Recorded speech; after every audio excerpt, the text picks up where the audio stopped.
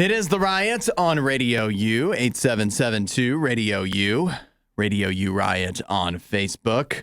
I have good news, Nikki. Yeah. Some might think that the pandemic has been all doom and gloom, all bad news, but it has had at least one positive effect that I can think of. What is it? And that is that less cars were set on fire in France. Oh, you just don't know about these things. Yeah, it is a French tradition, evidently, for New Year's that they set cars on fire.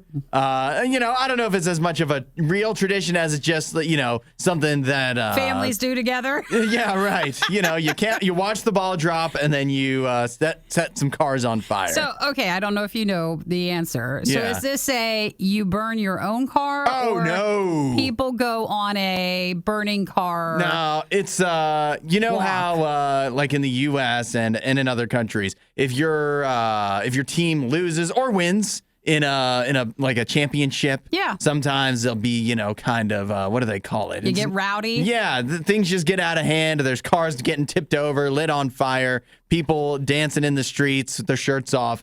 So that's France for New Year's. They really like to party hard, and part of the partying is setting cars on fire, just not abandoned, but just random parked cars, right, with nobody in them. So it says that 874 cars were burned this New Year's. Which feels like a lot. Yes, that does, doesn't it? But compared to 2 years ago, the 2019 New Year's Eve, 1,316 cars were burned. So they dialed it back. Very Yeah. good. Yeah. And they chalked that up to the pandemic. And you might be thinking, oh, you don't want to go out and, go with other people. Oh, you wouldn't want to catch COVID. Not from burning the car. Not from burning the cars, but it's actually not exactly that. It's because they chalk it up to, especially this year, increased police presence as they tried to enforce law and order and restrictions on public gatherings and face masks across the country, due to the pandemic. So isn't that nice that they can mobilize the police force to enforce mask wearing, but not to enforce not setting cars on fire? I mean, they haven't gotten rid of it completely, so it's still a tradition. Yeah. For France and New Year's, it's weird. There's this old show called Top Gear, and it moved into the Grand Tour, and they had a special, and I watched it during Christmas break.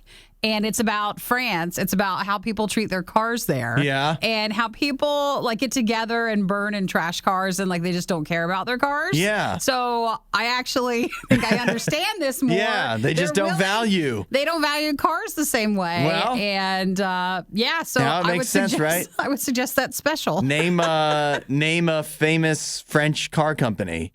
You can't. There isn't one. You can't. And they were just talking about how they usually make more compact cars. They're not like SUVs, and they just drive them until they're dead. Yeah. And then they just get another gently burned car.